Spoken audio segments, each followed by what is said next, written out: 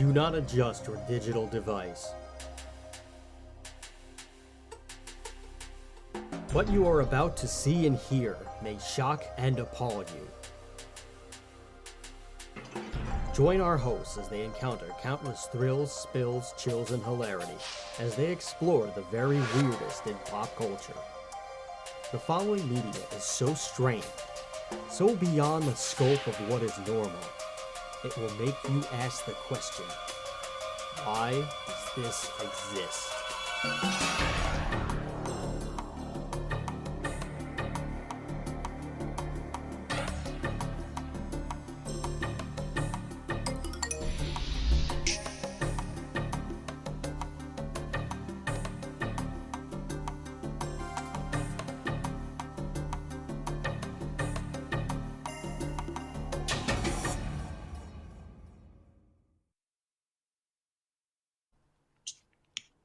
Hello everybody and welcome to Why Does This Exist? The show that explores the very weirdest in pop culture. I'm Chris. And I'm Rob. And today we have a very interesting show lined up for you tonight. But first we want to thank each and every one of you for checking out the show, liking our stuff on YouTube, subscribing to our YouTube channel, Why Does This Exist? Heading on to Podbean, listening to our stuff, subscribing on all of the beautiful podcast channels that we have, which we're on just about every platform you can imagine. We're on Spotify, we're on Stitcher, we are on, oh god, I should probably pull this up, but we're on Spotify, Stitcher, Stitcher, oh god, you're losing them, Spotify, did we say that? Did we say Spotify? We said Spotify and Stitcher. Spotify? YouTube. Oh, good God, I'm drowning, Mama, and I've fallen and I can't get up. I need life alert right now. Help me, please. That detonates your boy, Ric Flair. He's knocked me unconscious. I don't know what to do, and that Jezebel, baby doll, has betrayed me. She has betrayed me. I'm getting into Dusty Rhodes mode because I don't know what's going on, baby doll. Oh, my goodness, I can't even find anything on the dashboard. What is going on? Help me, please, Hercules. I do not know what to do. We are on Apple Podcasts, Google Podcasts, the Podbean app, Spotify, Amazon Music /Audible. We are not yet on Pandora because they are not nice to us right now. TuneIn /Alexa. So if you're on iHeartRadio. Yes, iHeartRadio and Player FM Listen Notes. We are also on Stitcher, which I also said before. So we are on all these beautiful channels that you can get all of your all of your podcasting needs from. But you don't need to get everybody else's. You can get ours at Why Does This Exist? Why? Because we have plenty of episodes right now. This is our 6th episode, I believe. This is our 6th episode. Yes, it is indeed. We started a few weeks ago. We have also tackled the Wesley Willis experience, which the music of rock, punk rock outsider music legend Wesley Willis. If you don't know who he is, you should check that episode out. And maybe you will, maybe you won't want to suck a cheetah's dick at the end of that one. We've also tackled Napoleon Dynamite, the WCW mini movies, involving Sting and Vader, Banjo-Kazooie, and all of their sequels, and everything that's gone on with Rare the company. We have also tackled Hi, Oh Honey, I'm Home. Yes, our first episode was Hi, Oh Honey, I'm Home. A British sitcom in the 90s about Adolf Hitler. Yes, that was a thing. And you can find out a lot more about all those things by going to all of those different channels. Once again, those channels in question are... Oh no, I am drawing a blank. I'm dying. Oh. Apple Podcasts, Google Podcasts, Podbean, Spotify, Amazon Music /Audible, TuneIn and Alexa, iHeartRadio, Player XM, Listen Notes, and Stitcher and YouTube. Thank you very much. And if you, yes you, the beautiful paying customer, wants to help us out and give us a little bit of dough for all of your troubles, we would greatly appreciate that. How can you do that? You can hit us up on Patreon. Patreon.com/whydoesthisexist. You will be allowed to listen. You will be allowed to listen to some extra banter. You'll also be allowed to have the esteemed privilege of listening to watching our watch-alongs of all these very strange phenomena that we have been witnesses to. And you can be a witness to them too, either by yourself, but then it's not fun, or you can be part of the show and you can hang out with us on Patreon. At some point, maybe we'll be able to do some live streams, which only you and everybody else who wants to give us money can be a part of.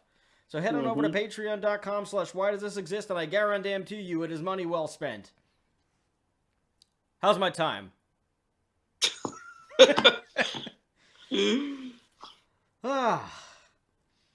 So I know I did mention Heil Honey, I'm Home, the British sitcom about Adolf Hitler. We are only 6 episodes in, and we may have found something stranger. Yeah. I was not expecting that at any point in time, but here we are. It's another European TV show. Yes, there's something about those Europeans. I'm not quite sure what it is. But, brace yourself. This is a Danish children's show. Nothing wrong with that so far. It's a stop-motion animated children's show. Pretty retro, still not setting off alarms. Mm-hmm. It is called John Dillermand, which unless you know what unless you are Danish, you do not know what that means. John Dillermand roughly translate to John Penis Man. It is a show about a man who has a giant penis that has a mind of its own. It's a giant prehensile penis. Yes, thank you. So he could use it as a tool. Yes, it is not just any appendage. Now some of our female and male audience may be thinking, "Oh, well, I could use some of that. I could use that." I think it's more trouble than it's worth. Yeah. That's kind of the point of the show. Which is for children, by the way. Yes. Now, having watched 3 episodes and being a father yourself, Rob, would you allow little William to watch John Dillermand? No, I probably would not. I think that would be a bad idea. Yes. Oh, good God. I also realize that, unfortunately, your child is going to be the butt or front of this joke because his name is William. There is a joke in there if you choose to use Willie as his nickname at some point. No. I imagine now we don't, luckily. No. Yes, I imagine now you won't. No. If it wasn't the plan already, it's for shit sure not the plan now. Yeah. But would you show your child, little William, this show? No. In any capacity? No. This is not a show for children. This is a show. I mean, they market it as a show for children, but this is a show that's like, would be on Adult Swim, like, at like 12 o'clock in the morning. It's like, it's completely inappropriate for children. Yes. You might say you want to keep him out of arm's. You want to keep him at like arm's length from this program. Yeah. Oh. It's just so bizarre. He like. Not only is the penis like he can kind of control it, but then it also has a mind of its own. Like I mentioned this before. The friggin' the arms, the Doc Ock's arms in Spider-Man 2, the Sam Raimi Spider-Man 2, how they kind of like control him. Well, it's similar in this. The penis kind of has like its own little mind, and he can, kind of control it, but sometimes it just goes off the reservation and does whatever it wants. Yes, and the penis is accentuated by a slide whistle that they continuously use every time it goes to do something. And the people in the town don't really seem to notice, with the exception of the children, who just laugh at it and point. Yeah. As children do. There's nothing like there's nothing sexual about it. You never see. Well, you see the penis, but you don't exactly see the penis. Yeah, it's covered by his clothes, so it's like his clothes has just like a giant tube that allows his penis to go through. Right, and it'd be one thing if it was just poking out of. It'd be one thing if it was just poking out of anywhere else, but the crotchal region where it's very obvious as to what it was. You could just say it was a Doc Ock thing or whatever if they chose to do it anywhere else. But it is where it is. And he does various things with this thing. He wears like a weird, kind of like a Where's Waldo kind of outfit, like a red and white striped. Yeah, it's outfit. It's like one of those old fashioned bathing suits from like the 1900s, you know, where they like, you know, it's like a full body like suit almost, like, and it has like the red and white stripes. Yes. And it, like I said, there's nothing sexual about it. Like he doesn't chat up women, as far as I know. We've only seen 3 of the 20 episodes, and we can't understand the dialogue because it's all in Danish. Yeah, it's so. totally in Danish. But like, there's just like it's kind of like a stop motion and even more inappropriate Mr. Bean.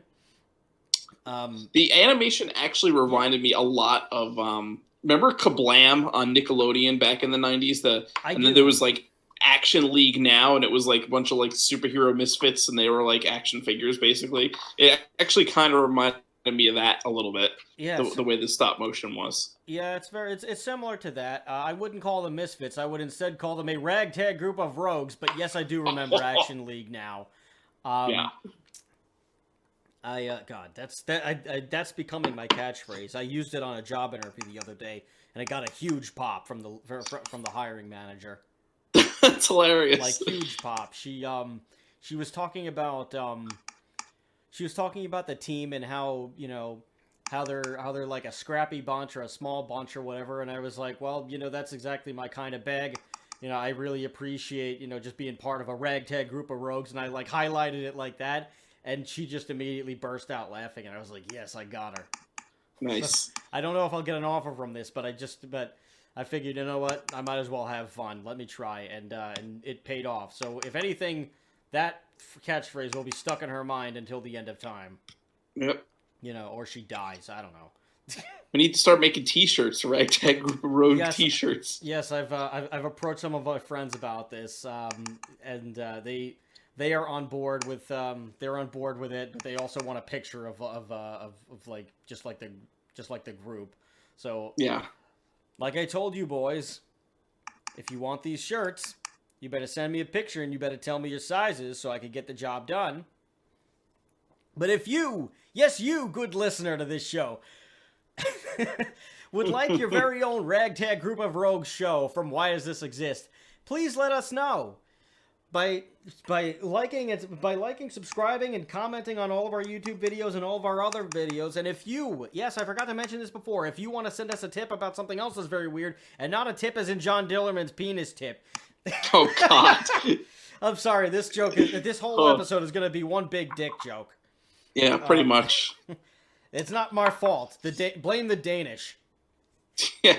If you have any tips or information you'd like to share with us on any very strange phenomenons that are just dangling in front of your eyes, you can send those questions to whydoesthisexistshow at gmail.com, or if you want to say, hey, I want my show, then let us know at whydoesthisexistshow at gmail.com, and we would be very, very happy to hear your opinion.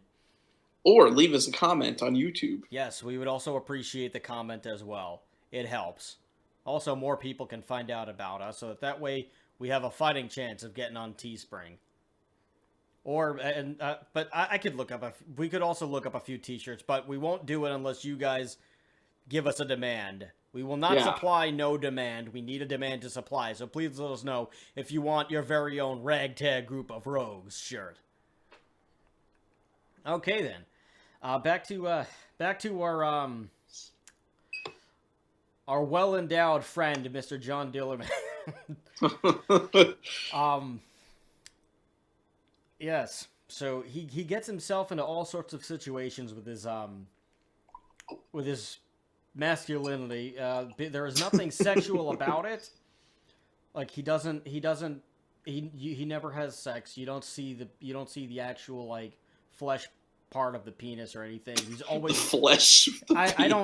Listen. I'm making this up as I go along. There's no good way to talk about this. No, there is not.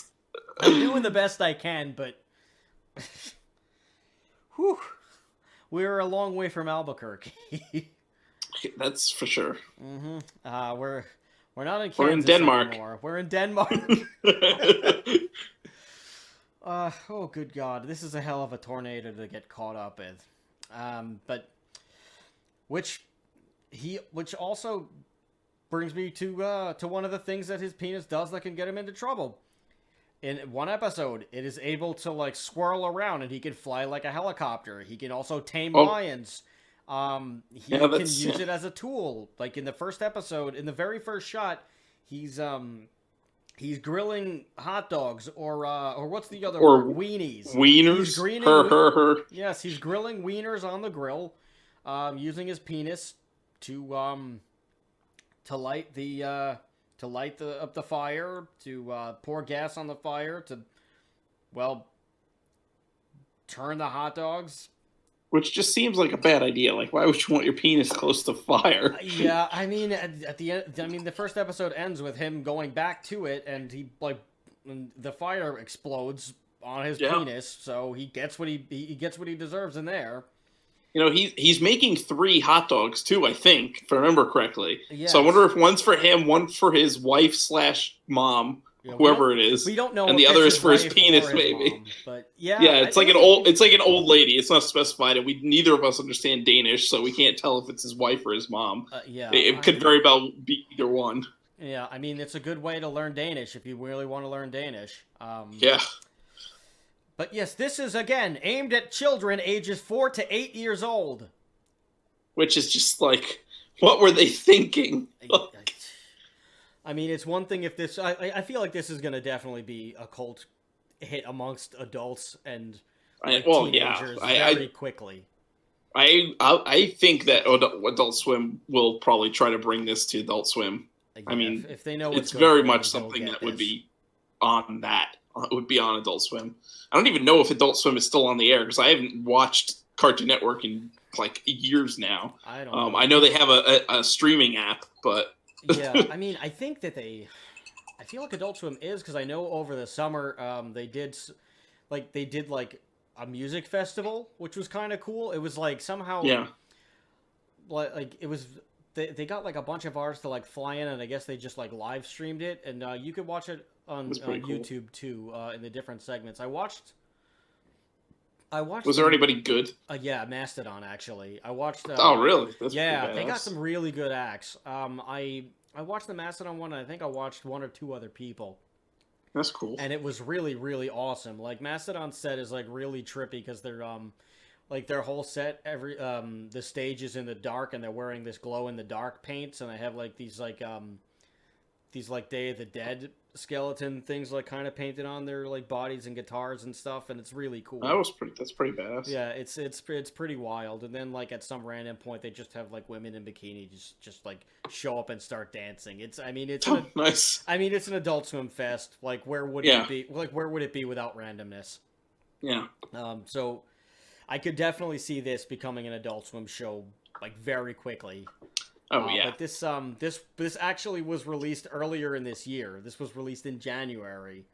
Yeah, and it quickly became viral because of the controversial nature of the show. Of course, it was picked up by American news media.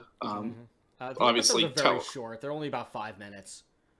Yeah, it's that's why it kind of reminded me of Kablam a little bit too, because it was always just like a variety show of a bunch of shorts. So it was almost like that, Right, and it also fits going back to Adult Swim, it fits the formula really well because it's like not a long show. It's really quick. They could just do 2 episodes, and that would be one like regular Adult Swim sized episode. Yeah, because most Adult Swim shows are 15 minutes each. Yeah. So I can easily see this becoming a thing. But like the premise, it's like if you watch it, it reminds me very much of Mr. Bean, where like there's not really a lot of dialogue except for the narrator. Like the people in it just kind of they just make like little like riff-raffy noises where it's just like random like gibberish where it's like John Dillermand. The only thing that you could hear, like the only actual thing that you could really hear that's of any real words is just they just say his name. Yeah. And he occasionally says it too when he's like trying to save the day. He puts like this this beanie on, and he kind of gets like ideas from it, or like he figures out how to save the day. It's kind of like Popeye's can of spinach, I guess you could say, but like it's just his, thinking cap or something or whatever it is that like just gives him, his stroke of genius. Not stroking his own genius, by the way. Oh God, that was the wrong terminology. I had to. It's too easy. They write the jokes write themselves on this one. But he puts on his thinking cap or his Jimmy hat, I guess, as you would say, as some would call it. He puts on his Jimmy hat, and I wouldn't be surprised if that's actually what they call it on the show. I don't speak Danish, but I feel like they call it that. He could be like a superhero, really, because it's almost like, he could pretty much do anything with his penis. He freaking flies with it and stuff. So I mean, he's pretty much like the homeless man's Mr. Fantastic. I was gonna say, I wonder if Mr. Fantastic has this power also. I would imagine he can. If he can stretch every other part of his body, why wouldn't he be? Yeah, I mean that would just be bad writing if he couldn't do that. Yeah, right. Yeah, exactly. I mean, I imagine you could. Like, didn't they bring that? Wasn't that a question in? Didn't they like ask Stan Lee that in Mallrats? I don't know. I feel like they may have, or I feel like there was some like Clerks-ish movie where like I've seen something like that happen. Where, like, I mean, there's a reason why Sue Storm, is married to him, probably. Oh yeah. Yeah, I bet. I bet there's quite a storm going on when things get hot and heavy. I'm sorry. I'm real bad. For this episode, but I can't help myself. But yes, this is for children, ages 4 to 8. And it's developed by this Danish public broadcasting company called DR. I guess it's like their version of PBS. Mm-hmm. And the association is like they're doing it in association with like the Sex Education Association, known as Sex and Samfund. I guess that's like a probably some Danish thing. Yeah, I'm guessing it's just like some like local sex education thing from like Denmark. Yeah, it's a nonprofit in Denmark responsible for providing sex education. Yeah, the English translation, Samfund means society, so it's just Sex and Society. They're a nonprofit in Denmark who they're just the sex education people. And that's exactly what they do. It's on the regular Danish children's channel. DR Ramashjang. I don't Ramasyang? It's probably Ramasyang because I think J is a Y sound in Danish. Oh, okay. Yeah, that would make a lot of sense. So, Ramasyang, I guess. But yeah, there's 20 episodes so far. The first season is 13 episodes, and we saw the first 2 on our watch along, and the third one was one of the later ones. I think it was episode 20. It was the circus episode. Yeah, it was either 19 or 20. You can watch it on like the Danish, like the DR or the DR Ramayang website. Mm-hmm. And it's just there in all of its glory for the world to see. Yep, all 20 episodes. Yep, the full Monty. Of course, they're not translated and they don't have subtitles. So, unless you speak Danish, I mean, it's pretty easy to follow along what's going on because, like, it's just really, like you said, the narrator. There's not really much dialogue. Right. It just kind of moves itself, and like, he gets himself into a situation because of his prehensile penis. That has a mind of its own and does things it wants to. Yes. So whether or not, it'll usually start out with the same premise. He's using it to do like a regular household chore. Whether he's cooking or he's mowing the lawn or like just doing regular things, but he's mm-hmm. doing it with his penis. And then he wanders off into town. He's like helping people in town with with his penis, and I wonder how many times we've said penis already. There's got to be a record that we might break the record. We could wind up in Guinness on this episode. Hopeful. I don't really want to wind up in Guinness for that. I mean, gotta go into Guinness for something. Yeah. I mean, I need some crowning achievement in my life. But he wanders into town, helping using his manhood to assist the locals. Chaos ensues. He does his Shawn Michaels pose and he saves the day. And it's just he's literally doing the exact pose as Shawn Michaels, pretty much. And then there's trouble afoot. He uses his foot long to stop the trouble afoot. His 10 foot long, 10 foot, 30 foot, 40 foot. It continues. It seems to have no limit, really, because it shifts in size based on the situation. It's very strange. It can There's one extend point- and distend on its own. It's very bizarre. Sometimes it's not even there. It's very There's one point odd. where it retracts completely into his body, so it's pretty magical. Yeah. There's the circus episode. He actually uses it as a tightrope and stretches it all the way across. And he the one stretches point it across twice. Yeah, and wraps it around the pole. He wraps around the pole. He's bouncing and doing backflips over on it.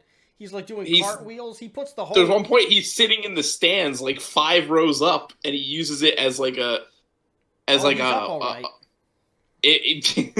uses it as a whip to tame the horses in the circus ring. Yeah, when he walks in, he walks behind the stilted man in the middle of the circus parade, and he uses his he converts his penis into matching stilts that fold over twice and wrap around his body. It's just this man knows no pain.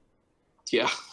Well, I mean, he blows it up in the first episode, so I mean, it must be numb the entire time. I guess I don't know. This is some crazy shit, man. I've seen a lot of shit in my day. This is some crazy shit. Yeah. To put out in the circus episode, he also always starts off the episode getting yelled at by his wife or mother, whatever she is, for using his penis inappropriately. And in the circus episode, he's literally scolds him.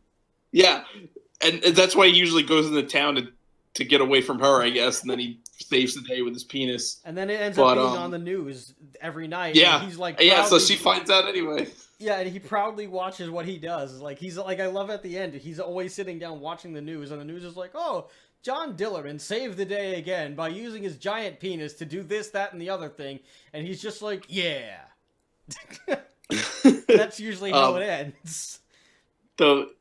He's using his penis as a tightrope in his backyard in the one episode, and she comes running around the corner and gets clotheslined by it. It's and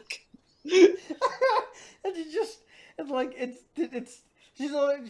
I don't know what she's saying, but I guess it would roughly translate. Oh, God damn it, John! I told you a million times not to stop using your penis for stupid things. And he's just no one will understand. She doesn't understand. I'm gonna go into town and do something. I guess that's generally every episode for you. Yeah. And then I feel he should use his penis to fight crime because he has super strength because he freaking juggles a barbell with this the strong man at the circus is lifting. He puts the entire circus to shame. Yeah. Within 3 minutes. And they all get mad at him, and that's why he has to go on the tightrope because they chase him up the pole. Well, at first they get mad at him, and they chase him and his pole up a pole, and there's the show is littered with its own dick jokes other than whatever he's doing. It's just subliminally there regardless. But I'm sure there's a campfire episode where he pitches a tent with it. That joke if they don't have the joke there, then I've written it for you, Denmark. It must be a lot of fun to make this show. Whoever's working on it, they must have such a good time. They have some kind of time. I bet they do. Oh, good Lord. But he goes into town, and like stuff happens, and he has to save the day, and he saves the day by using his member to make a memorable moment for these people. And everybody loves him. But like the other thing in the circus, they chase him and his unicorn pole up a pole, and he like. Because they don't like that he's basically sabotaging the circus, and he gets embarrassed too when his penis does these things that like when it just like goes AWOL, like he pulls the hat over his face and he's just like, oh no, he's doing it again. Why can't I just have a normal day? And then it goes about doing whatever it's doing, and but like in the circus episode, they all get mad at him because he's upstaging them, and then the crowd ends up like cheering it. Like they end up cheering him. They think that he's part of the show. So then the circus turns around and they're like, "Oh, this is good for business." So then they turn around and they like him. Yeah, it's so it's like his penis gets him into trouble, but he also ends up like saving the day with it in the end. So it's like it all evens out for him. Yeah, I mean the point that the point that these people are trying to make is that the creators of the show, I mean, like they're trying to not sexualize it. They're trying to just show embarrassment, and they're trying to show that like it's just a silly little thing. You don't have to worry about it. I mean, this is also Europe, so it's on the other side of the world. Sex is like anything sexual or like anything like revolving around like naked people or genitalia or anything like that is not really, it's like much more like, they're much more relaxed about it. They're a lot more nonchalant. Yeah. They're a little more, absolutely, a lot more flaccid, if you will, about these sort of things. Yeah. I would tell you in England, from firsthand experience, I've been in England several times, and the newspapers in England have like a topless girl in it. It's called the Page 3 girl. And it's like the regular newspaper, like you would just buy at the supermarket. It's not in like the friggin' like porn section or whatever. It's like literally just the regular newspaper, and they have a topless girl in it. It's just here's the weather. It's chilly outside. That's pretty much what you're getting from that. Yeah. I mean, it's definitely a different culture in regards to sex and nudity and all that kind of stuff. Well, I mean, in parts of Europe, prostitution is just totally legal. Oh, absolutely. Well, I mean, like in Amsterdam, which everything else is legal too. But, in Nevada, it's legal here. Yeah, but that's the only place where it's gonna where it'll be legal. At least for a very long time. But like over in Europe, it's just been it's like whatever. There's prostitutes. There's things you can do here that you can't do anywhere else. And they don't really care. I mean, Amsterdam's had friggin' weed for way longer than anybody else, pretty much too. Yeah. So like, it's the culture is really different there. Yeah. So like nudity and just like anything like any kind of like I guess just like cruder humor is much more tolerated over there, and it's just kind of. They don't really care too much about that. But like if it's ultra violent, then they really will like try to avoid that. They'll try to avoid anything like gory or anything like too vulgar. They'll try not to do anything like that. Where over here in America, it's just like, oh well, let me show sex in front of you every single moment of the day without getting naked. Like the second that we put nudity in there, then it's a problem. But we could throw sex in every single thing imaginable, and we can be as violent as humanly possible. We love violence. The bloodier the better, but oh no, you can't show boobs. Oh yeah. Just by themselves, not even doing anything. Or you can't show, or like, oh, a naked butt, or just like a butt is like, oh my gosh, we have to change the label on this. It's just a guy's butt in the shower. Oh no.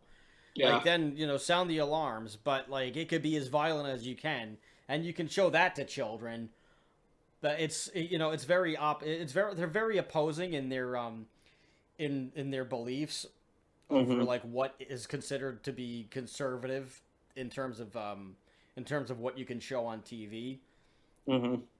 between Europe and the States, so that's kind of why this was even allowed to happen in Denmark, because I'm sure if this even got pitched in America, like they'd probably take the guy to an asylum or something like that, or just beat him around the back in the woodshed and shoot him. It would be on like Adult Swim. It wouldn't be like on PBS. Right. It would never be on it would never have made it to like on a children's time slot, and it definitely wouldn't have been allowed to be for children. I mean, you couldn't even pitch it as a children's show in America. No, they would probably suspect you of being like a friggin' pedo or something if you did. To be honest, if anybody pitched that to me and I was myself, which I am, I would still think, what the hell is up with this guy? That's I would never think, oh yeah, that's a great idea, especially for children. So, as you know, this is as you folks can imagine, this has been quite controversial in America, but in Denmark, I don't think so. Considering that it's still on the air, I don't think anybody in Denmark really cares about this, because it's. I think I heard that there was some controversy in Denmark as well, not as much as like the rest of the world, but there's still some controversy there. It was a little extreme. It's not like oh, we're just teaching kids sex ed. It's like, oh, here's like blatant like giant penis in a children's cartoon. It's not like, so it is a little extreme, going to the extreme in terms of like, quote unquote teaching sexual education. So I can see why. It's also, it also, he's a obviously this is a man, so it's just like, oh well, this kind of, I could easily see this as, it's like, promoting the patriarchy, or, oh great, here's another thing that's like locker room culture. Oh great, it's another male dominated thing, or like oh, this excuses, so like a guy can go, so like it's okay for a guy to just go ahead and like throw his penis around. I could understand that backlash for sure anywhere. I kind of can get that a little bit, but not really, because it's totally, all the situations he gets in are like completely not sexual in any way. Right. Like he's literally using his penis as it's like a monkey would use his tail to like hang off a tree branch. It's like, yes, pretty much. I mean, I feel like it's not like I feel like if they had just pitched this as like a man with a tail, it would have been fine. Oh yeah. But like they just have to, and essentially that's what it is. It would just have to go in back of him instead of directly from the front, and then it would just be like, it would be the same show. Like, if you pitched that in America, it would probably be like, nobody would probably have a problem with that, because it would be a tail. But that's how they would bring it to America and make it like acceptable. To like just change it to a tail instead of a penis. Yeah, but instead it's a whale tail. So there you go. They're so easy. They're so easy to write. I'm just coming and going with these things. I'm coming a lot. See, it's low-hanging fruit. You got to try to be a little bit more sophisticated. Oh, I wouldn't say it's low-hanging. Too easy. Oh!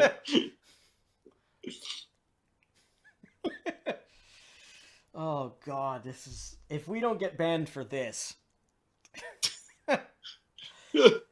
Oh... But yeah, someone did this, and it's... I could also see him being a... I could see this being like just like an adult Halloween costume. Like, God, yeah. When we're not in a pandemic, I could totally picture going into St. Mark's on Halloween, and they do the Halloween parade, and there's several John Dillermands that have like... Don't give them any ideas. Listen, if they know what the hell this is, they've already got the idea in their head. Look, they're gonna have both of them. You might have people that are like, like animatronics experts, and they make it like, like an actual prehensile, like animatronic penis that just works, and they can control it. And then we're getting into like a situation where you're gonna have like Doc Ock, except instead of 8 arms, he has just a giant penis swinging around. You could carry your Halloween candy with that. Oh God. Just hanging off. You could carry probably like 5 bags of Halloween candy. You could knock on the door. Trick or treat! Ah! Or it's like that scene in Big Daddy, like, where like the guy doesn't want to open the door when they're trick or treating. Well, if you're John Dillermand, you could just freaking send your penis around back to open the door. It's like, you know, the part in it's like in Scary Movie 2 when they're like spoofing Poltergeist with the clown, except the clown's like trying to rape Marlon Wayans, but Marlon Wayans' character is gay, so his penis like grabs the clown and like the clown's freaking out. It's that's basically this show in a more inappropriate way. That scene oh god, what if that scene inspired the show? Oh god. I mean, listen, I don't know who had this idea and thought it was great, but somebody did, and it happened. Oh Jesus. Apparently it was very popular with the children within the first couple of days. Yeah. 250,000 views from 250,000 and went viral. Children viewing the first episode in 5 days. I mean, as a child, like, it's like, I'm sure like it's funny. It's funny for me to see as an adult, but it's funnier. It's funny to see as a child too. But then that's going to raise so many questions. Where like, and then I mean, the children are, you know, that is targeting are like children of any age. First, like again, the show should not be for children. Children should not be watching this thing, but here they are. And it's not like, you know, we had our cartoons that had sexual jokes, obviously. But like, jokes, when we were kids, it went right over our heads. It's hard for this to go over a kid's head because it's so blatant in your face. Like, you know, you think about like when Rocko's Modern Life had that joke where Rocko was looking for a new job and he ends up getting a job as a phone sex operator. You know, and it's like clearly it's like no way they could deny that he's a phone sex operator. Like he's clearly doing phone sex. Right. But like when we were kids, we didn't know what that was, so it was like whatever. But like this is like it's kind of hard to like not see it as like, oh, okay, his giant penis is going around and like messing things up. You know, it's like that's exactly what it is. There's no hiding it. There's no innuendo. It's just a giant penis. The only way they hide it is that it's going through his clothes instead of actually being. It's just his penis is waving around. Yeah, like again, as a show itself, for adults and even teenagers, it's funny and I guess it's fine for like a high school kid. For a high school kid, I would say I think it's fine. Yeah, I mean, we watched Family Guy, and there's plenty of sex jokes in Family Guy, you know, when I was in high school, you know? Yeah, I would say high school and above, it's fine, but like, but like anything below that, it's just... Yeah, do not... I could say maybe you could get away with like a middle schooler, like a 13 or 12-year-old watching it and being kind of okay, but... Even then, it's like it's still like it's one of those things where I would say, or like I would tell my kid, "Hey, you can't be watching this shit." But like, if they were, if they were like in the 8th grade, I would just be like, "Okay, you can finish the goddamn episode, but after this, don't let me catch you watching this shit." Yeah, like go read a book, please. Go do something else. Put on Mortal Kombat. This is America. You could be violent. You know, much better. Oh, yeah. Good for you, ripping that head off. Rip some guy's spine out instead. Good job, son. That's the American way. Or daughter. Yes, that's right. You gouge out the eyeballs. Ugh. Oh boy. This is a show. And you know, could you imagine just like going home and like your kid has like your kid's class project, they like, you know, they walk home and you're like, how was school today? Oh, I got an A on my drawing. Fantastic. What's your drawing? And it's John Dillermand. Like, I would be like, oh god, why? I would say I might have to talk to your teacher. Yeah. I might have to have a word with your principal. But yeah, I could also see, you know, I could also see the show having issues, you know, just in general, like just people just saying like, holy crap, like what the, like this doesn't cater to 8-year-olds. This caters to like pedophiles. Like it would, like, you could see it normalizing that too, because he interacts with children. You could see it as almost like a grooming, you know, it's grooming children a little bit. So I could, there's a lot of issues with this simply on children. which it's. I get the to me, point it's that they not. try to make it as non-sexual as possible, but it's kind of hard to do that when it's literally the guy's sex organ that's gigantic. You know, like that's not denying it. It's not like, you know, tits. Like you can non-sexualize tits because they're for feeding babies, so you could completely have boobs and non-sexualize them. That's fine. Right. But like this is a penis. That's literally its point. I mean, yeah, urinating. It's urinating and sex. That's what it's there for, you know? So it's really hard to not sexualize it. And again, it's a show for children. So I'm not 100% like against, obviously we watched shows that had sex jokes when we were kids. So like I'd be a hypocrite to say like, oh no, children shouldn't be exposed to it because I watched it when I was a kid and I turned out fine. Right. But this is not a joke. This is not an innuendo. This is a full-on like guy with a giant penis. Like, it's not a kid's thing, really. No, not even in the slightest. You can dress it up however you want to. It's still there's no way that this is a kid's show. It should never have gotten the green light as a children's show. As an adult show, fine. Yeah. But yeah, I mean, for kids, absolutely not. Especially in that age range. No, 4 to 8 is just, it's too, especially 4. Yeah, like, it's what? just weird. It's just weird.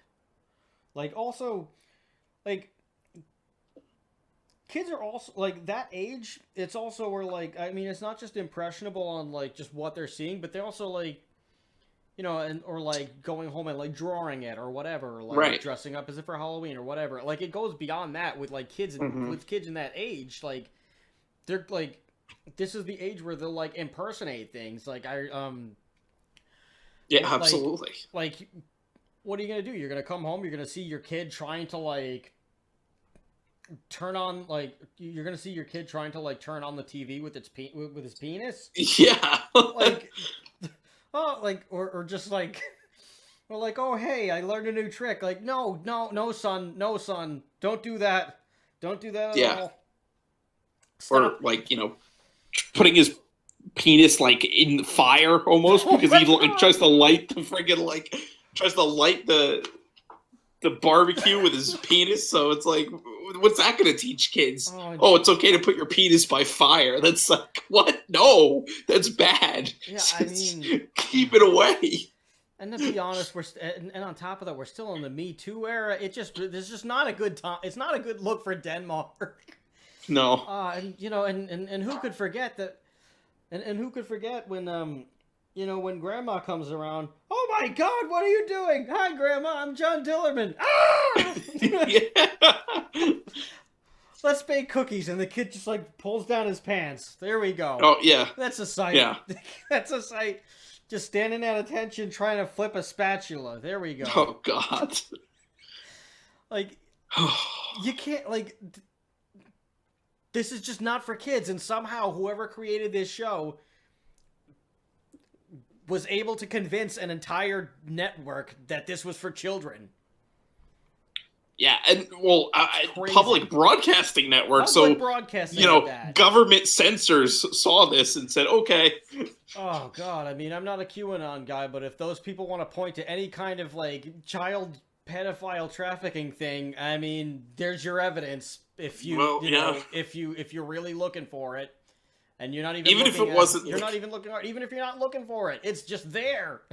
Even if the creators of the show did not intend that in any way, and they were completely trying to make it innocent, there's gonna be people that are friggin' pedophiles that are gonna be like, "Ooh, I'm gonna use this as as a fucking grooming tool." Oh yeah.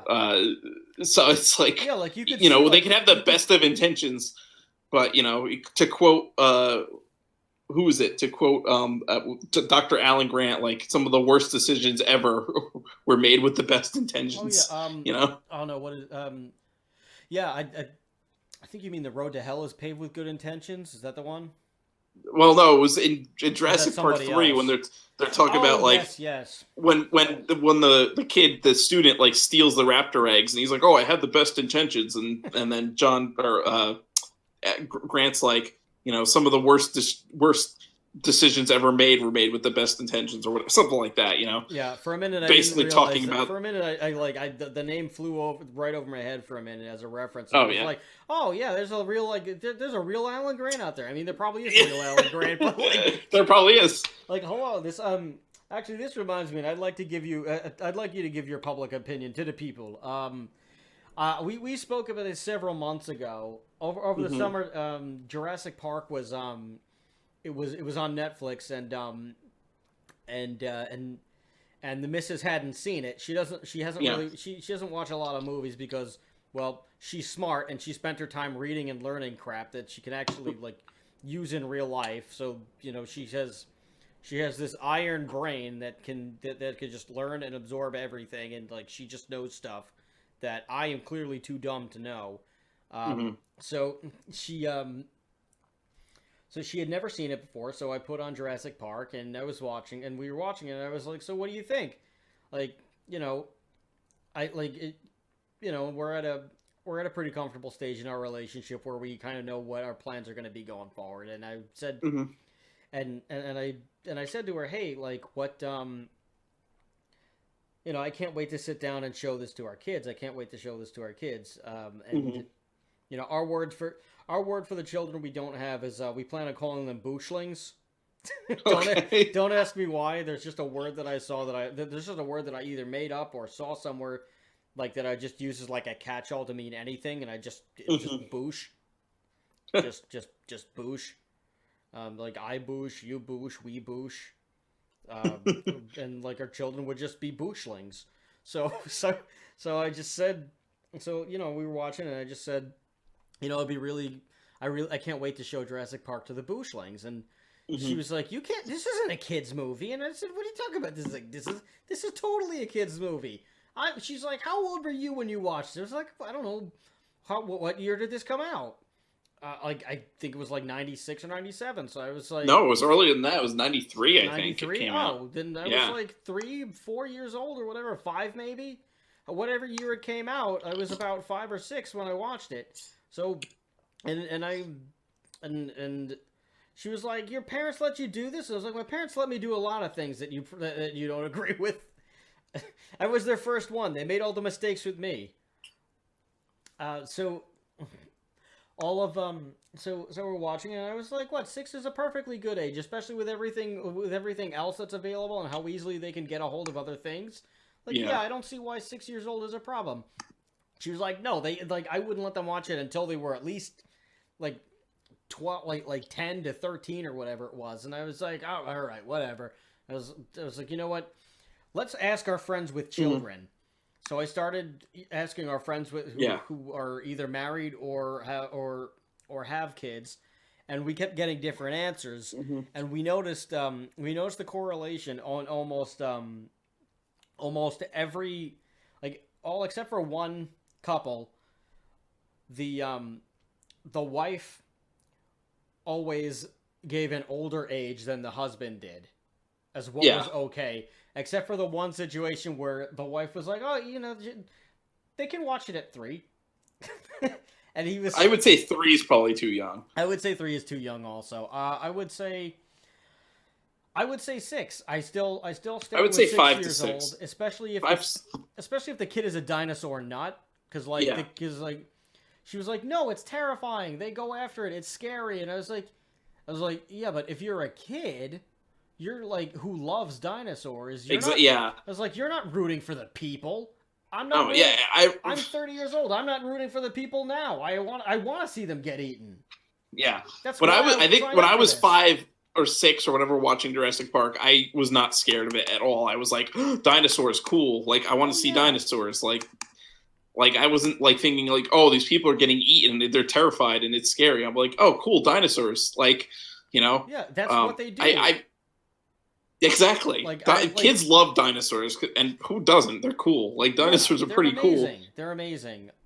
It's pretty mind-blowing that they literally were, like, these creatures, these giant-ass friggin' lizards, reptiles, like, walked around Earth, like, you know, years and years ago. Like, it's like, pfft, like, how? Like, it's cool. It's like, I don't know. I think I think 5 or 6 is a good age. I think that's when kids are really into dinosaurs. That's when I was like in dinosaurs were like my jam when I was like 5 or 6. You know, I wanted to like be a paleontologist.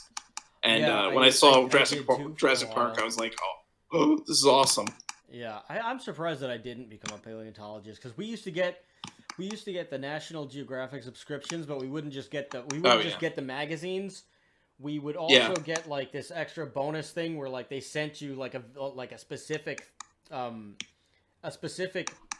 like little booklet on on like a different animal or like or some kind of like creature, and it was like a full like case study and everything like that on them and all of their habits and all their everythings, and it was like they'd send you a different one each month with every episode, and we had a huge binder of just all of these different animals, and it was so cool. I remember I used to like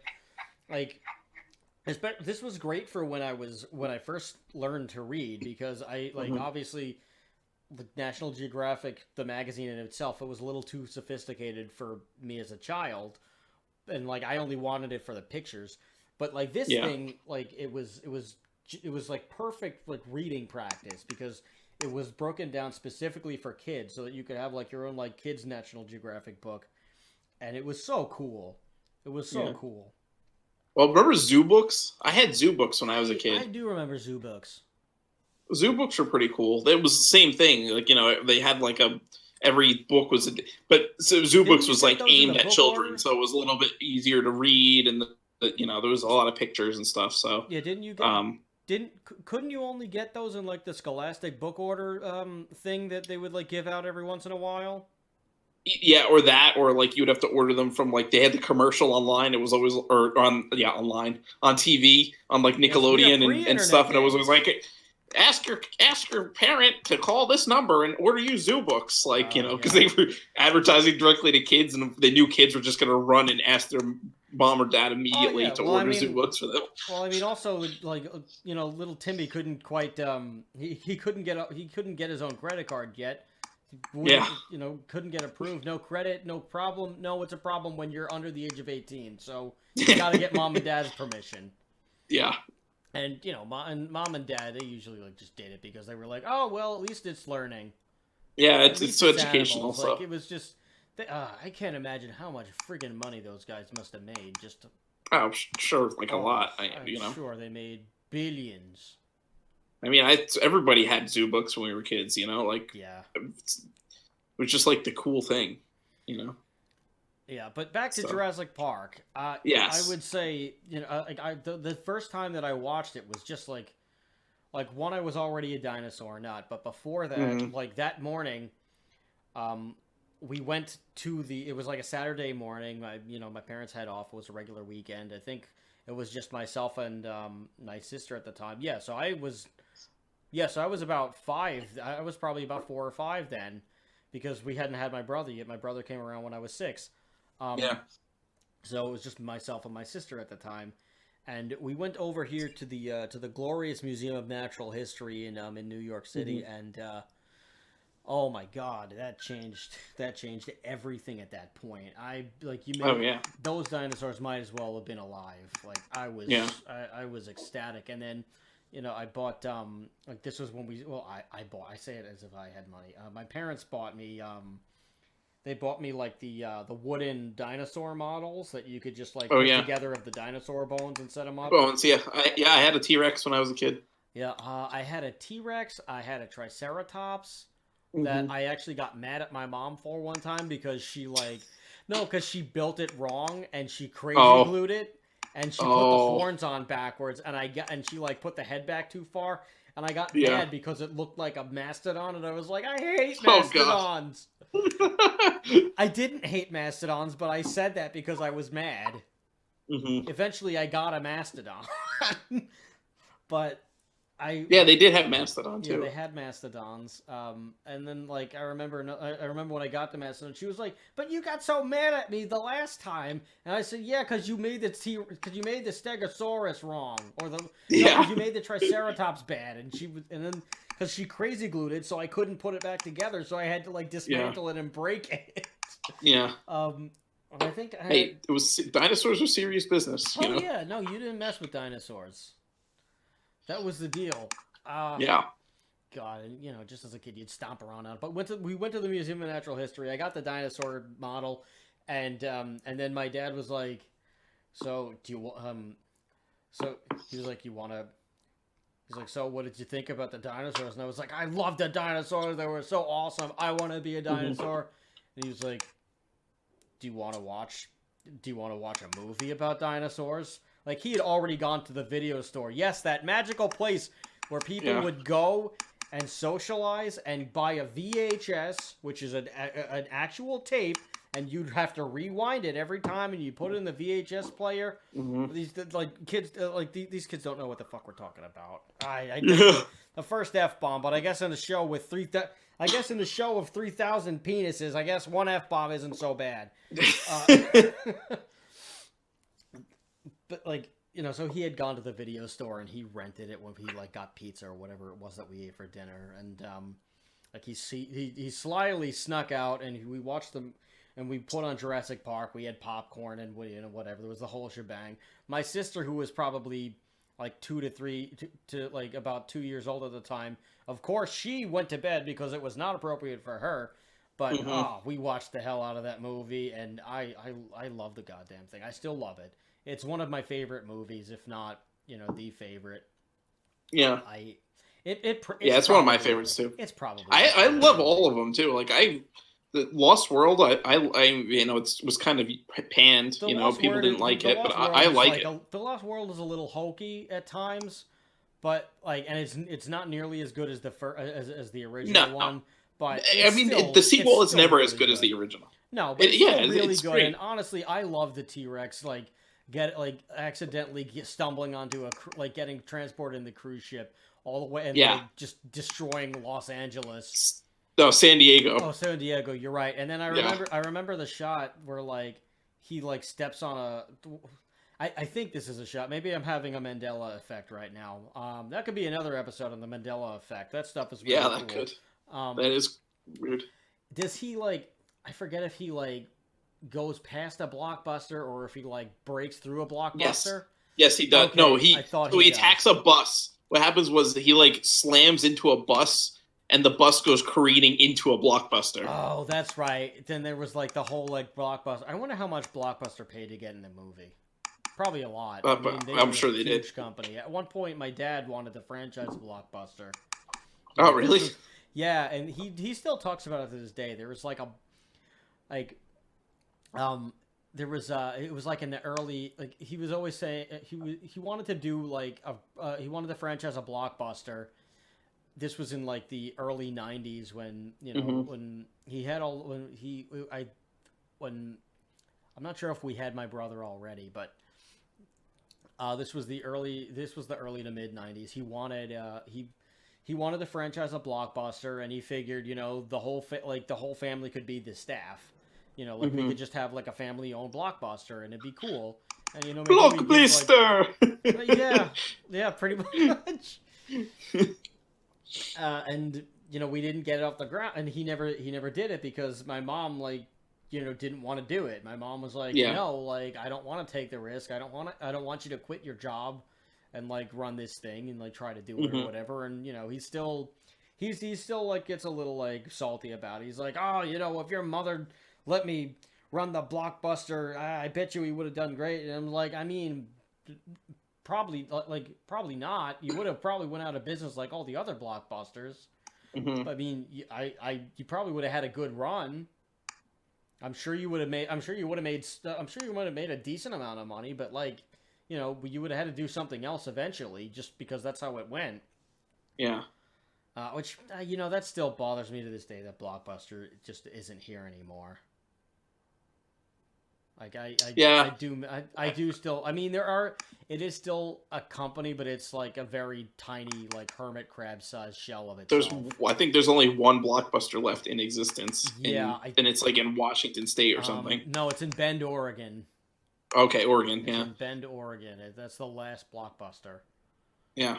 But I remember there was one there was one that was in Alaska for the longest time, and that was the one holdout because we had we didn't have there was Blockbusters around, but we always went to was that Hollywood West Coast Video? No, Hollywood Video. Right? I think. Well, we had was a West Coast Video. I think it was. Yeah. Mm. Oh no, Hollywood. Well, there was both. I think. No, I think Hollywood Video was a store, and then West Coast Video was another chain, or maybe they were both chains. I don't remember. But yeah, apparently West Coast Video didn't actually go defunct until 2009. Oh wow. Well, so that's actually pretty late for a rental store because they, Netflix killed renting pretty early. Oh yeah. Well, Blockbuster tried to do the Netflix thing where they would send it to you when it was yes, like the red box mail thing, but it was just too late. Yeah. Like they got in after Netflix has already dominated everything, so like there wasn't anything they could do. Yeah. Did you know that apparently Netflix majority of their revenue still comes from DVD mailing? Oh, get out! That's crazy. Yeah, because there's so many people that live in places where they have crappy internet and they can't. They don't have like high enough speed internet to actually stream movies, so they get DVD mail still or Blu-ray mail. Oh, that makes a lot of sense. I mean, pay-per-view is still a revenue stream in like places where they can't really do subscription services, so that makes sense. Yeah. It's just well. I mean, there was supposed to be a Blockbuster before Blockbuster like really started to plummet. There were plans for like in I think it was in Orlando or in Florida somewhere as like an alternative to Disney and Universal. There were plans for a Blockbuster amusement park and a Blockbuster like hotel resort.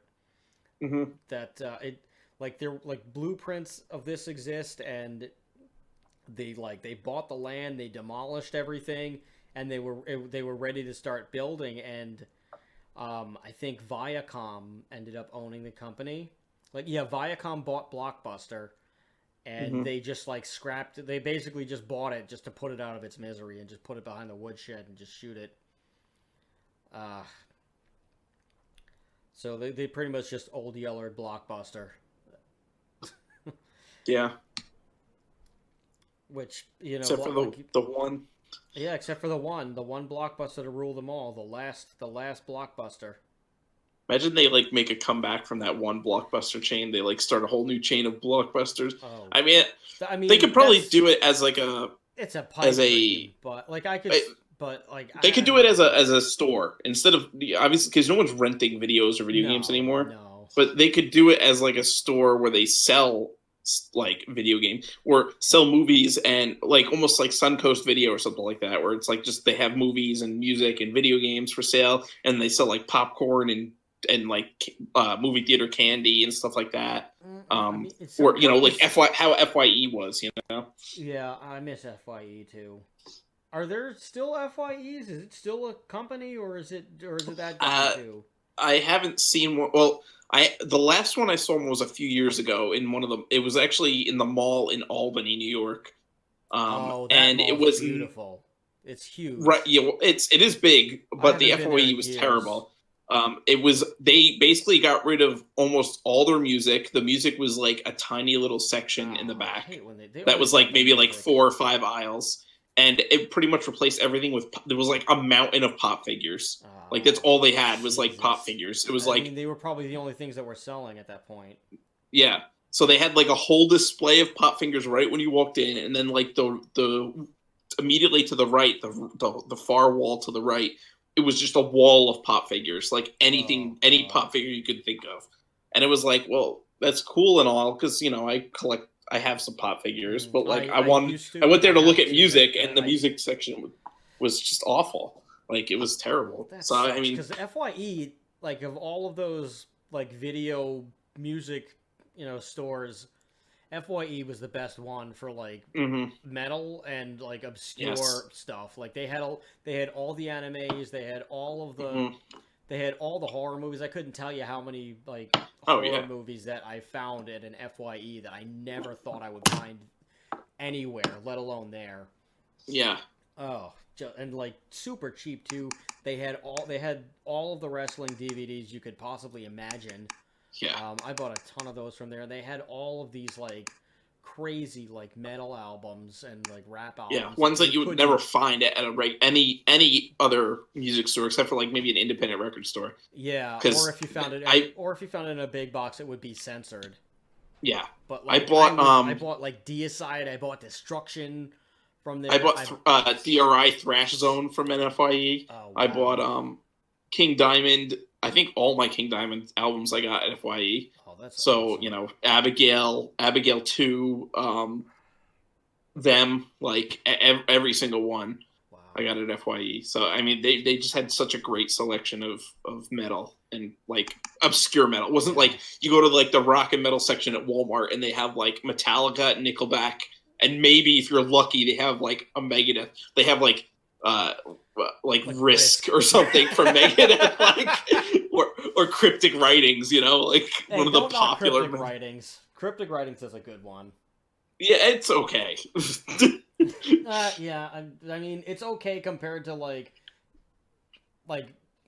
compared to Risk. No, it's a classic compared to Risk. Yeah. Compared to Killing Is My Business or like the first 4 Megadeth albums, you can't. They're untouchable. There's nothing better than those. No, yeah. Like, oh god, FYE really had everything. Yeah. Like I think I bought all of my Evil Dead movies at FYE. God, I found Dead Alive there, which like shocked me. Dead Alive, we could definitely do an episode on that. Or it's one of Peter Jackson's first movies. Like, and his first few movies were very like schlocky and like very low budget and very weird and inappropriate and just crazy wild stuff that you'd never think that this would end up being the guy who ended up doing Lord of the Rings. Yeah. But yeah, we'll get to that at another time. But like Dead Alive, it set the record for the most blood used in a movie at the time. Or at least it was like the most amount of money spent on blood. It was like I think there was only like it was like a $10 million budget or something like that, and they used like 3 of it on blood. That's crazy. For, like, surprised that Dario Argento didn't hold that record because, you know, his movies are pretty gory. Yeah. I mean, they just used, like... They use it all for this, like, one scene where, like, the guy takes a lawnmower to, like, just a house of zombies and, you know, things happen.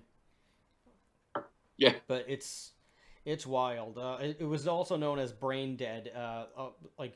more widely across the world, but in the U.S. I think there was another in either the U.S. or North America there was another movie called Brain Dead that I think was out at the time, or like a show or something, so they had to change it, so like in the U.S. or like North America it's known as Dead Alive. But like, I just found so many that happens a lot with different movies. They have to change the name. Or shows, video games, they have to change the name in other countries just because of copyright things or some stupid thing like that. Yeah, I mean, like in Germany, it's usually they usually have to change like the art, and they usually have to take out like a bunch of stuff in there because like Germany is like very, they're very conservative when it comes to violence. You know, like we said before on like European takes on things. If it's too violent or too disturbing, then you have to change it, or if the title. Or like in Tokyo, I think in like Japan, you can't use certain words in the title, so they have to change the title around. Like it can't say dead or like you can't use the term 7 because I think the character for 7 is also the the character for death, or that might be. I think that's Japan. If I'm wrong, then I apologize. But it's really interesting what you'll see from one world to another. Or like or like Cannibal Corpse, for example, their first 4 albums are totally banned in Germany. Like they can't. I think in Japan they had to change the artwork, but in Germany they cannot use. They can't even sell the album, and they can't even play anything from those albums live, which is you know some of the fans' favorite material. Like they can't play Hammer Smashed Face, which is what they close every show with. They can't They can't do anything from the first 4 albums. That's crazy. Yeah, I mean it's very interesting stuff.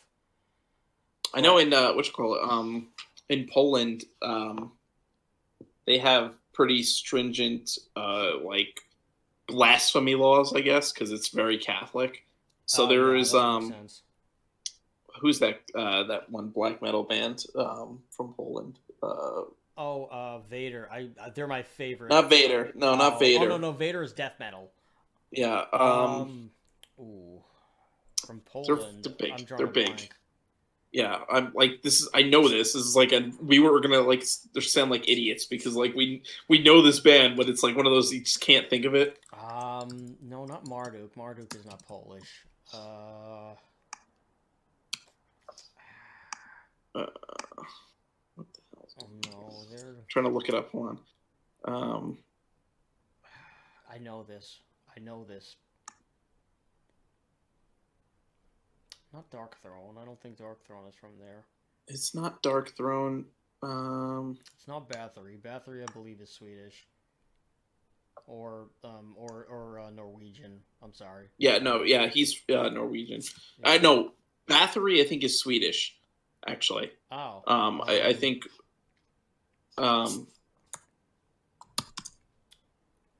Shit, what's his name? Not Immortal? Is Immortal Polish? No, Immortal's not. No, Polish. they're from Norway. Yeah. Oh God. No. I know this. We're lagging on this episode now. Damn it. I know. Damn it. All right, just say penis 100 more times. Everyone will forget. penis. Crap. I'm never gonna find it now. Behemoth. Duh. Oh God, I'm an idiot. Derp. Yeah. How anyway. Yeah, that was. See, I told you we were gonna sound like idiots. No, I know why. I associate them with death metal. That's why. Okay. So yeah. So anyway, yeah, Nurgle has started Nurgle a apparently has started a GoFundMe to pay for his like legal fees because he's getting like sued by the Polish government or something for blasphemy. Yeah. Oh my God. So. Yeah, that sucks because you're like, it's the guy's artistic expression. He might not even he's probably like in his 40s now. He like late 30s, if not like late 30s, early 40s, probably. I mean, he probably. Well, it's just stupid that we live. Doesn't believe what he's like. He probably doesn't like believe what he's like writing anymore or saying to like such an extent. Like he has enough conviction to write the song, and he knows what he needs to do to keep the people happy. But like, I highly doubt that he has the same. Like, I highly doubt that he, has like the same thought process that he did when he was like an 18-year-old kid writing this stuff. Yeah. It's just stupid that we live in, like, it's 2021 and we still have countries that, like, prosecute you for free speech. Like, this is clearly, it's not even like, you can't even argue it's incitement or something like that, because it's literally, there's no, like, it's not. It's just a style of music. Right, yeah. But, whatever. That's just the way the cookie crumbles. That's the way the cookie crumbles. There's going to be like a diehard black metal fan or like a big Behemoth fan that's going to be listening to this, and we're going to be like, I don't know what it is. And they're going to be on the other. They're going to be like, it's Behemoth. Yeah. It's Behemoth. God, you guys suck. It's Behemoth. Yeah. And they're going to probably have Behemoth tattoos, which honestly, if I was big into the Behemoth, I would probably get a Behemoth tattoo. I like them a lot, but I'm not that dedicated to them. I'm not even a huge black metal fan, really, so that's why I don't really know Behemoth that well. I don't listen to too much. I like a couple. Metal. I listen to. I like the black metal bands that don't take themselves too seriously. So I like Immortal, and I like. Bathory, I don't even really consider black metal because their first 2 albums were black metal, but then after that they changed. They got a lot more, just doomy, I would say. Yeah, but it's Viking metal. Yeah, a lot more like Viking-y. Like Amon Amarth's first album is like a little closer to black metal than it is to like Yeah. Viking metal, but like the premise was always there. It's just, they like slowly evolved out of black metal. I would say they have like black metal roots and black metal influences, Yeah. but not necessarily a black metal band.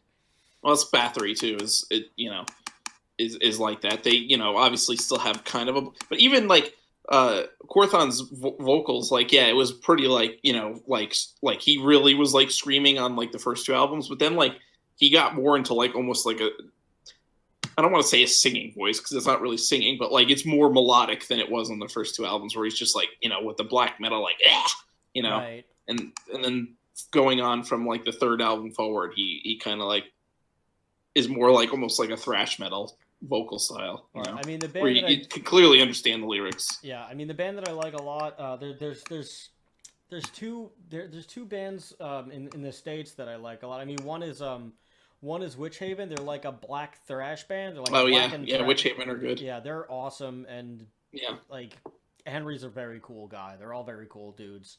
Mhm. I saw them a few years ago at the Acheron. I want to say it was the Acheron.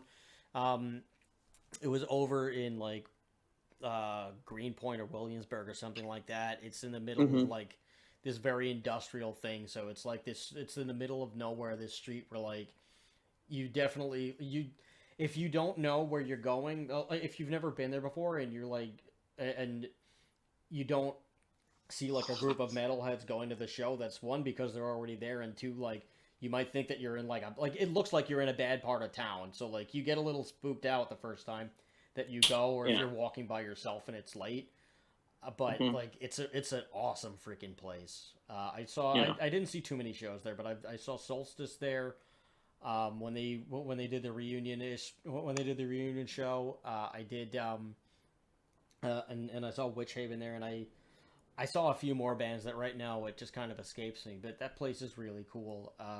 Yeah. And it's next to a coffee shop, which is, always nice. Yeah. You need that little pick me up in between sets. But where was I going with this? Oh crap. Oh yes, I saw Witch Haven. I saw Witch Haven there, and they were amazing. Yeah. But like Witch Haven plays black thrash. I love them a lot. Henry was a guest on one of my old podcasts, on the Bonesaw podcast, and like we talked about a bunch of crazy stuff. Like we talked about the band, we talked about 9/11, and just like our experiences on that day. Him obviously in California, and just finding out about it. Me, living in New York, and just being right in the soup. Yeah. It was just a really great interview. If you guys can find it, then like I highly recommend that you check it out. Maybe I'll track it down and like put a link in the description of everything so that like people can take a listen to it. But the other band that I like a lot is our pal Ben from Incinerator. He's in this black metal band called Thy Antichrist, and they're freaking good, man. Yeah. They're just this like the singer is from Colombia, so like they're technically a Colombian black metal band. They were Colombian for the first like 10 years or whatever, and then he moved over to Texas, and like all the other members are now American, and oh my god, they play some really great like old school raw like pure black metal, and they're terrific. I saw them a few times. The last time that whenever they come into New York, I always just go and just hang out with Ben, and we just kind of catch up a little bit. And it's always great. It's always a great time just like hanging out with Ben. Like I stayed at his place in Dallas one time for a week, and that was a great freaking trip, man. Like I just remember like the cost of living was just so freaking low. Texas is awesome. I could not believe it. And, like the shows were great. They had like this great little territory system for the local shows, because all the bars are walking distance where they do the metal shows. So like they would have shows on the same day, but they would stagger the time slots of when they started, so that everybody could see the headlining bands, or everybody could at least see something. And like if you got like, you would get like a stamp or something, and it would tell you that you went to this show and this show and this show at like the other venues, so like you'd get like a discount off of the other shows, and then everybody pooled their money together at the end of the night, and everybody made money. Mm-hmm. You know, it's just a great thing that I don't know if it happens anywhere else. I know it doesn't happen in New York for damn sure. Because if that happened, then we'd have a scene. Oh no. I think I just killed the business. But I don't care. When we did shows, most of the shows that we did, we just booked ourselves anyway and just paid out of pocket. So we did our own promotion, and we actually made money. So if other people wanted to actually do it, then, you know, go grow a pair.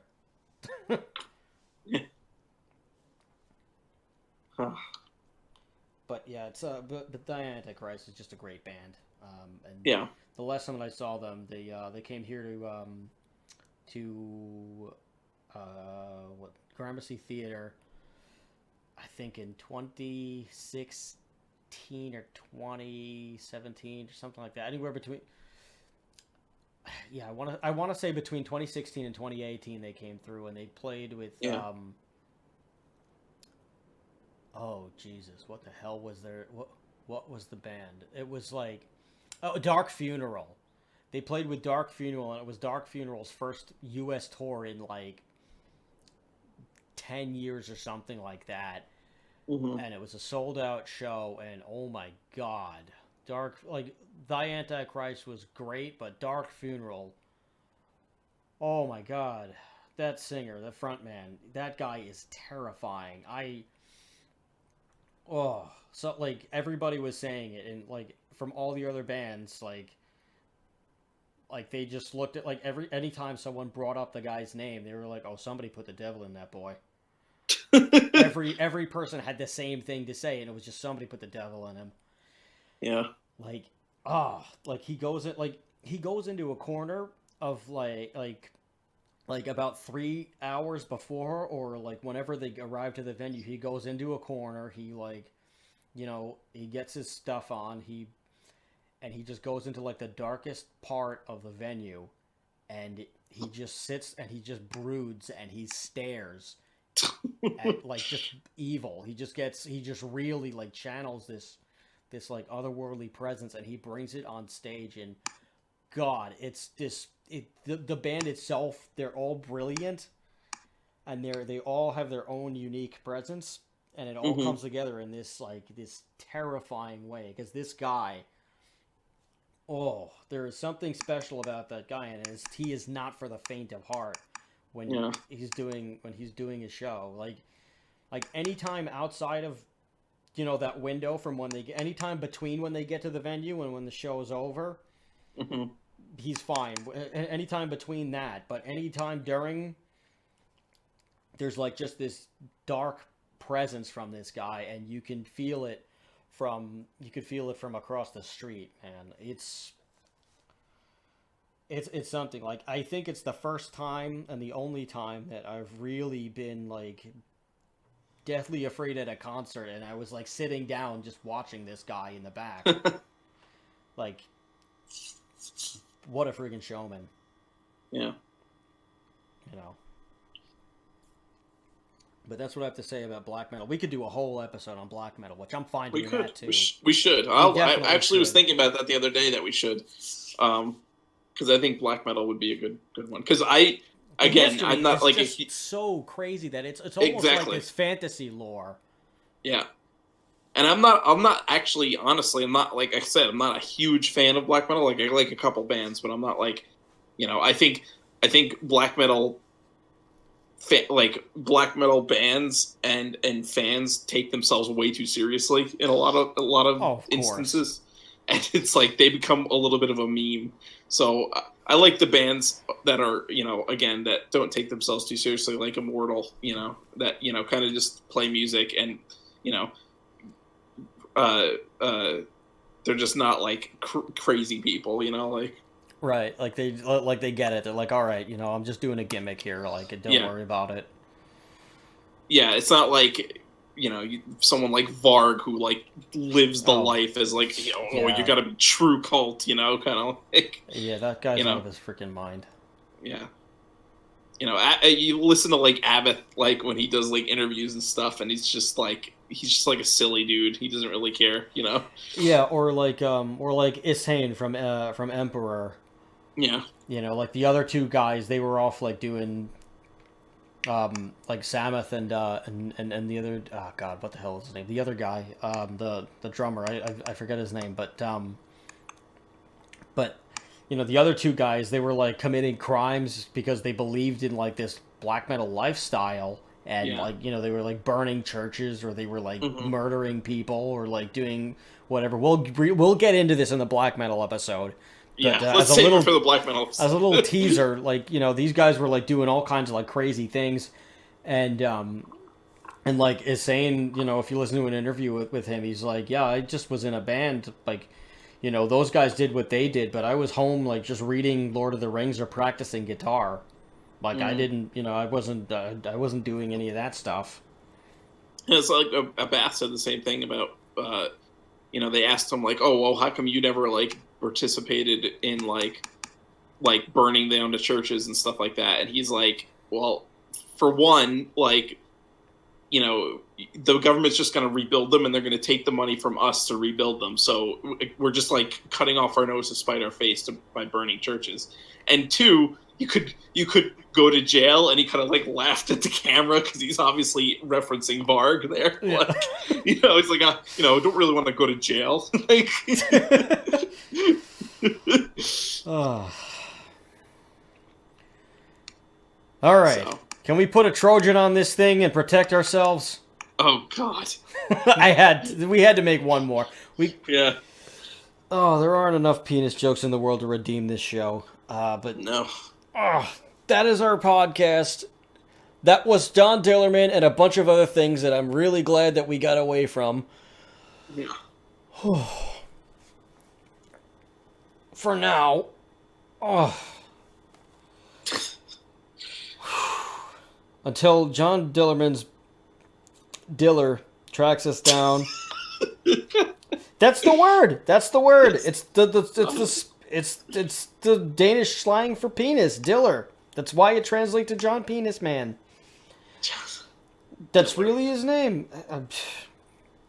But that was the show. If you want to watch John Dillermand with us and, you know, join in the watch along and help give us some money, head on over to patreon.com/whydoesthisexist, and we would be very happy to provide you with that entertainment and bring a little sunshine in your life. We hope that we've expanded your knowledge today of John Dillermand and a variety of other topics that could tickle your fancy and maybe turn you on a little bit to some of the things that we're interested in. We talked a bit about Jurassic Park. We gave you the aphrodisiac on the future black metal episode. There's just so many. There's so many puns. They're miles long. Oh, God. But it just doesn't end. Much like John Dillermand's penis. Oh no! I'll be here all week. Try the veal. I've been Chris. And I've been Rob. And remember, question everything. Including John Dillermand's giant fucking penis. You just gotta say it one more time. Why not?